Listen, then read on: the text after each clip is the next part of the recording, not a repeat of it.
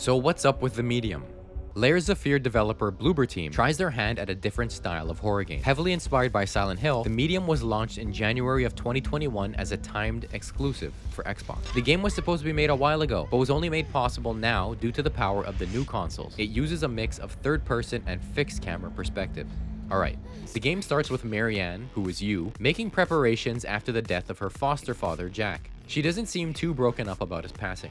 Then, the first couple scares come from Jack himself. You come to realize that she's a medium, able to exist in both the physical and spirit world at the same time. She speaks to Jack in the spirit world, helping him come to peace with his death. You are crying. Then the emotions hit her. You find out that this is her job. Jack was a funeral director, and she was tasked mainly with using the spirit world to help loved ones find peace in passing. Marianne gets a call from someone named Thomas, I know what you are. telling her that he knows about her abilities and to come to some hotel in the middle of nowhere to meet him. Hesitant at first, she decides to go. When she gets to the hotel, it's abandoned. Anyone? Thomas? You there? And something bad happened here. She meets a dead girl named Sadness while continuing to look for Thomas. At the time of its release, there was some scrutiny for the game being in 30 FPS. With these new consoles out just a couple months ago and still not able to reach 60, it had people questioning Bloober's optimization skills or just the power of the new boxes. But Bloober claimed it was simply due to the fact that a large part of the game is two worlds being rendered simultaneously, let alone being in 4K. Let's talk about these two worlds for a bit. Not all areas are split like this. Marianne makes a passing comment like some areas have more history behind them. If a place had a story to tell, well, I guess I was there to listen.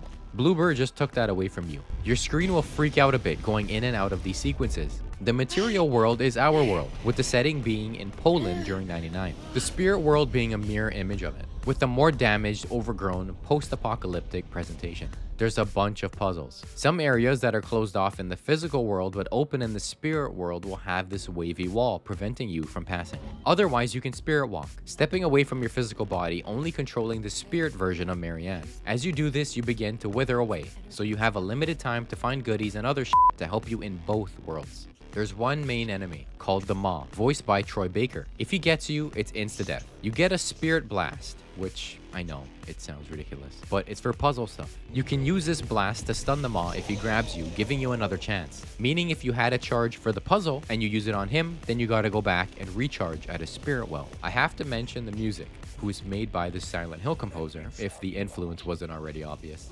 It's good. There's a moment where I died, and I just stopped to listen to it.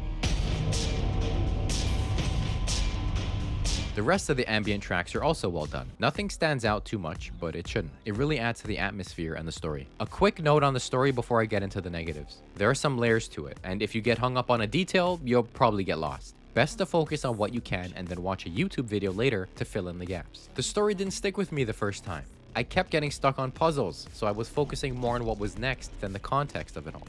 Okay, this leads into the negatives. I'm gonna be honest, the game isn't great. The bones are good, but the game overall is just mid. The movement is borderline bad. Marianne is clumsy and slow. She never really goes where you want her to. And I guarantee you that jumping between the fixed camera and the third person will have you disoriented. The game wants to be Silent Hill so badly, but it fails to do that effectively. Watch this first encounter with the Maw. Kinda spoilery, but it shows my point. The camera fakes you out, thinking you'll be running one way just for it to flip and just f you over. This happens all the time. Even just entering and exiting rooms, this will happen. I hope Bloober figures this all out by the time the Silent Hill 2 remake comes out, because it's not boding well right now.